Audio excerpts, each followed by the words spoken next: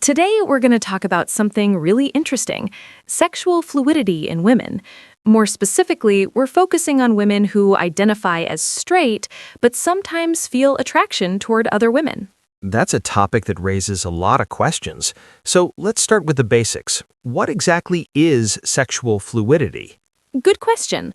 Sexual fluidity means that a person's attraction can change or shift over time. For many women, attraction isn't always fixed in one direction. It can be flexible and influenced by emotions, situations, or personal experiences. So, for example, a woman might mostly feel attracted to men, but still have moments where she feels curious or connected to another woman? Exactly. She may identify as straight and still have those experiences. It doesn't necessarily mean her sexual orientation has changed. It just shows that attraction can be more complex than we sometimes think. That's really interesting.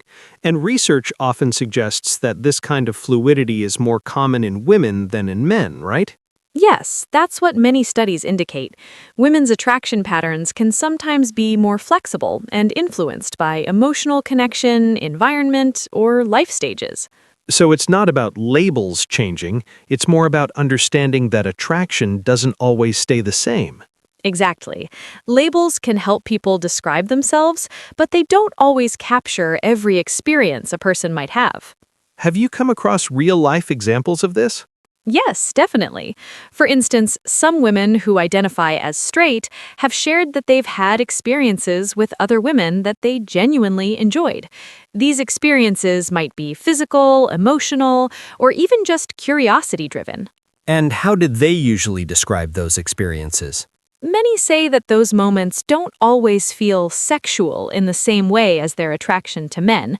Instead, they describe them as more about connection, comfort, or physical sensation rather than strong romantic desire. So it could be more about enjoying touch or closeness rather than a change in orientation. Exactly. That's where it gets interesting. It raises questions like, is this attraction? Is it just enjoying physical contact? Or is it part of sexual fluidity? That sounds like a very personal and complex experience. It is. And it's important to remember that there's no single correct way to experience attraction. Everyone's journey is different. What about men? Do we see the same kind of patterns? Not as commonly, at least not openly discussed. Social expectations and cultural norms might play a role in how people express or talk about these experiences. That makes sense. Society can influence how comfortable people feel exploring or sharing these feelings. Absolutely. That's why open conversations like this are so important. They help people understand themselves better and feel less confused or alone. So the key takeaway is that attraction can be more flexible than we assume, especially for some women. Yes, exactly. Sexual fluidity simply reminds us that human attraction is not always fixed. It can evolve, shift, and surprise us over time. That's a powerful idea. It really challenges the way we think about identity and relationships. It does. And the more we learn about it, the more we can approach it with understanding instead of judgment. So let's continue this discussion. In one video I recently watched, a bisexual woman shared something she often notices in social situations. Oh, what did she observe? She said that sometimes her straight friends, especially at parties or after having a few drinks, become a bit more experimental. They might kiss other women or act playfully in ways they normally wouldn't. That's interesting. So these behaviors seem to come out more in relaxed or uninhibited environments? Exactly. But from her perspective as a bisexual woman, it can feel a little confusing. For her, attraction to women is real and meaningful. It's not just something playful or temporary. I see. So there's a difference between genuine attraction and situational behavior. Yes, that's the key point. She explained that she can imagine dating a woman, falling in love, and building a relationship. But for many of her straight friends, those moments don't go that far. They don't actually see women as long-term romantic partners. That creates an interesting contrast. It raises the question, what exactly is happening in those moments? Exactly. Are those actions driven by curiosity, social environment, emotional openness, or is it a small expression of sexual fluidity? And I assume we don't see this as commonly among men? Not in the same way, at least not openly. Social norms and expectations likely play a big role in how people express themselves. So this brings us back to the concept of sexual fluidity again. Yes, sexual fluidity suggests that attraction can shift depending on context, relationships, and life experiences. It's not always fixed or permanent. But is this just based on personal stories, or is there scientific research behind it? There is actually quite a bit of research. One of the most well-known researchers in this field is psychologist Lisa Diamond. What did she study? She followed a group of women over a period of about 10 years. That's a long-term study, which makes the findings quite valuable. And what did she discover? She found that many women experienced changes in how they described their attractions or identities over time. This doesn't necessarily mean their orientation completely changed, but it does show that their experiences of attraction could evolve.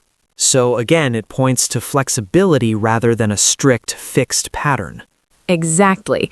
It suggests that for some women, sexuality can be more fluid and influenced by life circumstances than we once believed. Were there any other interesting studies? Yes, another fascinating line of research looked at how the body responds to different types of sexual stimuli. You mean physiological responses? Yes, a researcher named Meredith Chivers conducted studies where participants watched different kinds of erotic content and their physical responses were measured. And what were the results? For men, the results were quite consistent. Their responses tended to match their stated orientation. For example, straight men responded mostly to female-focused content, while gay men responded to male-focused content. That sounds pretty straightforward.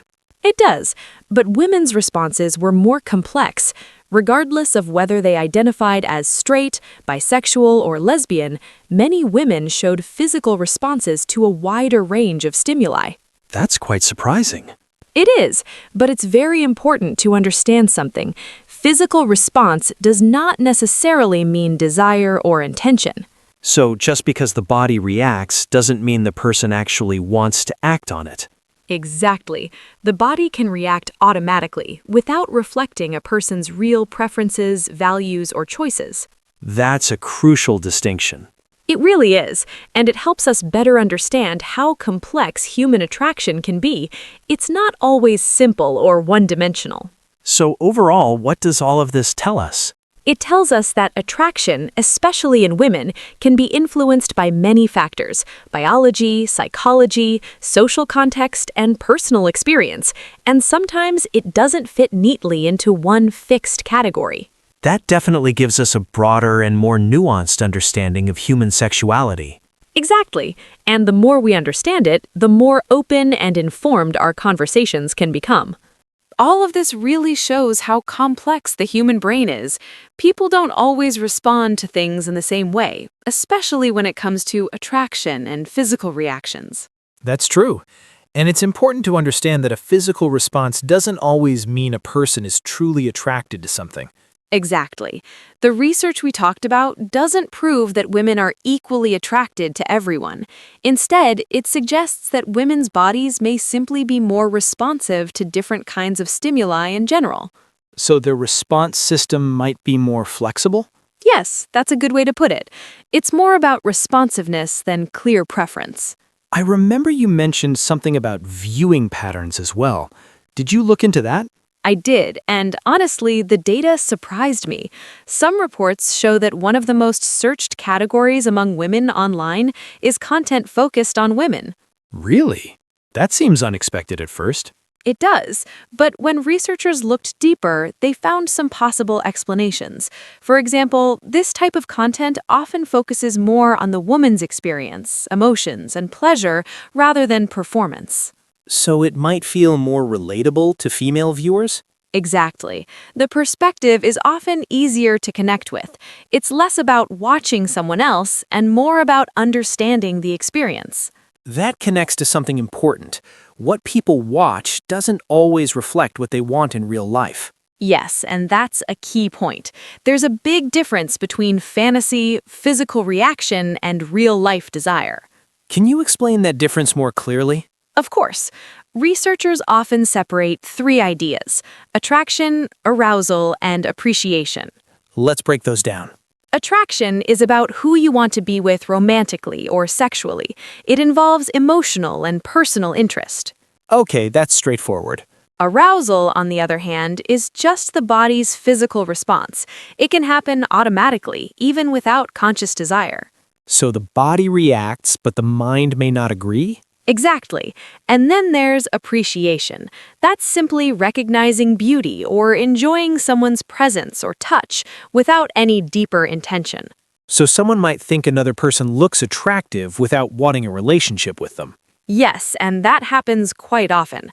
For example, a woman might notice another woman's beauty or feel comfortable and relaxed receiving care or touch, but that doesn't mean she wants anything beyond that. That really highlights how these things don't always match. They rarely match perfectly. That's why people sometimes feel confused. They assume all these feelings should line up, but they don't have to. And I guess this also explains why experiences can feel different depending on the situation. Exactly. For instance, someone might enjoy a relaxing or sensory experience simply because it feels good physically, not because of attraction. So the focus is more on comfort and sensation rather than desire. Yes, it can be about relaxation, awareness of the body, and enjoying the moment. It doesn't always carry a deeper meaning. That's an important distinction, especially for understanding human behavior. Absolutely. When we separate attraction, arousal, and appreciation, things start to make much more sense. So overall, the takeaway is that human responses are layered and complex. Exactly. And understanding those layers helps people better understand themselves without jumping to conclusions. You know, something else that's really important to talk about is how different experiences can feel depending on the situation. For example, some women may experience physical arousal in certain contexts, even if it doesn't reflect their deeper preferences. Can you explain that a bit more? Sure. Imagine a situation where a woman is in a more openly intimate or experimental environment. In that moment, her body might respond physically, and she may even enjoy the experience. But that doesn't necessarily mean she wants to pursue that kind of relationship long term. So the context plays a big role? Exactly. Context, emotions, and environment all matter. Someone might enjoy a shared experience involving both a man and a woman, for example, but still feel that their main attraction is toward men. So even if the experience is enjoyable, it doesn't automatically change how they identify. Yes, that's the key point. A person can have a variety of experiences and still feel confident about their overall orientation. At the same time, they might remain open to the idea that things could evolve in the future. That idea of openness seems to connect back to sexual fluidity again. It does. Many women say something similar. They've had different experiences, but their core attractions remain consistent, at least for now, and they also recognize that life is unpredictable. Now I'm curious, why do we seem to hear more about this kind of flexibility in women than in men? That's a really interesting question. Some experts believe that social and cultural factors play a big role here. How so? Well, women are often given more freedom to express affection toward each other. For example, it's very normal for women to hug, compliment each other, or show physical closeness. That's true. Those behaviors are widely accepted. Exactly. Women may feel comfortable sharing space, showing emotional warmth, or even being physically close without it being seen as unusual. And for men? Men often face stricter expectations. Society tends to place more pressure on men to behave in ways that clearly align with traditional ideas of masculinity. So they might avoid certain behaviors because of how they could be perceived? Yes, that's part of it. Even simple things like receiving care or physical touch from another man can feel uncomfortable for some men due to those social norms. So it's possible that women appear more fluid, partly because they have more freedom to explore and express themselves? That's what some researchers suggest. It may not be that women are fundamentally more fluid, but rather that they have more space to experience and talk about it openly. That really changes how we look at the whole topic. It does, and for many people, reflecting on these experiences can be eye-opening. It shows that human sexuality isn't just black and white, it exists on a spectrum. So someone can still identify in one way while having a range of experiences. Absolutely. For example, a woman might feel that her romantic and sexual attraction is mainly toward men, but she can still appreciate the beauty of other women or enjoy certain shared experiences. And that doesn't have to create conflict. Not at all. In fact, understanding this can reduce confusion. Sometimes the body simply responds to touch, comfort, or emotional safety. That doesn't always fit neatly into labels. That's a very balanced way to look at it. Yes, and it helps people accept their experiences without overanalyzing them. It's okay for things to feel complex. So the main message here is that human sexuality is layered and flexible. Exactly. It's influenced by biology, psychology, culture, and personal experience, and sometimes it doesn't follow strict rules. That makes this conversation both fascinating and important. I agree. The more we talk about it, the better we understand ourselves and others. Before we wrap up, I want to mention something important. The person who inspired this discussion is not only very knowledgeable, but also really engaging and fun to listen to. That always helps when talking about complex topics. Definitely. And from her perspective, as someone who identifies as bisexual, attraction to women is not just curiosity or experimentation. It's a genuine romantic and emotional connection. So for her, it's not situational, it's a core part of who she is. Exactly. She can imagine dating a woman, falling in love, and building a meaningful relationship. That's very different from someone who is simply experimenting in a social setting. I see where the confusion might come in. Yes. For example, sometimes in social environments, people may act playfully, complimenting each other, showing affection, or even sharing a brief moment of closeness. But for some, it doesn't go beyond that. So for one person, it might just be lighthearted behavior, while for another, it could feel more meaningful. Exactly. And that difference in intention and feeling is very important. From a bisexual or queer perspective, those moments might be interpreted differently. That makes sense. It highlights the importance of understanding where each person is coming from. Yes, and that's something I've personally reflected on as well. It's important to be mindful and respectful, especially when interacting with people who may experience attraction in a deeper or more consistent way. So both experiences are valid, but they come from different places. Exactly. One is rooted in curiosity or context, and the other is rooted in identity and genuine attraction. That's a really important distinction. It is, and it reminds us to approach these situations with awareness and sensitivity. Not everyone experiences things the same way.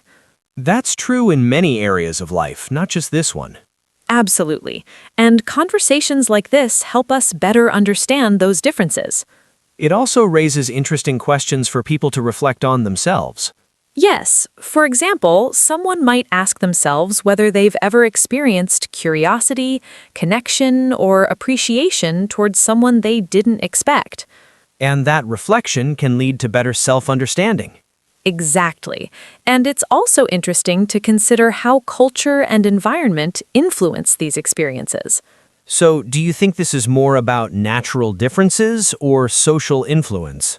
I think it's probably a mix of both. Biology, psychology, and culture all play a role. That's what makes the topic so fascinating. And also so complex. Yes, but complexity isn't a bad thing. It just means we need to stay open-minded and thoughtful. That's a great way to look at it. At the end of the day, understanding these differences helps us build more respectful and informed relationships with others and with ourselves. Well said. And with that, I think we can conclude this discussion. It's been a really insightful conversation. Absolutely. Plenty to think about. And to anyone listening or reflecting on this topic, take your time, stay curious, and remember that everyone's experience is unique. That's a perfect closing note. Thank you for being part of this discussion. We'll see you next time.